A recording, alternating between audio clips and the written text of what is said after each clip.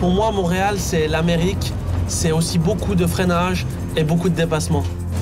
Canada, 4,4 km, 70 tours, 305 km au total, 4 longues lignes droites, 2 virages lents, 3 possibilités de dépassement, vitesse maximale 323 km/h.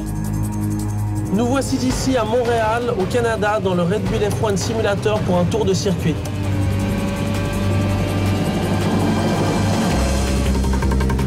On arrive ici dans le premier virage, un gros freinage suivi d'un petit droit très très long où là on essaye vraiment de bien garder la vitesse, de ressortir le plus proche possible du mur, remettant les gaz forts. On arrive ensuite dans la partie que j'aime bien. C'est une chicane, un droite-gauche. Le gauche est très important, il conditionne toute la ligne droite qui suit. Le mur à droite est très très proche. On arrive ici dans le deuxième secteur. De nouveau, un gros freinage. Gauche-droite, ressorti au plus près du mur sans toucher les vibreurs qui sont un petit peu trop hauts ici.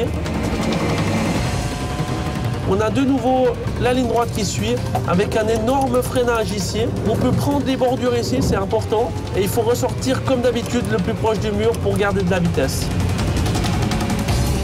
On arrive maintenant dans une petite épingle.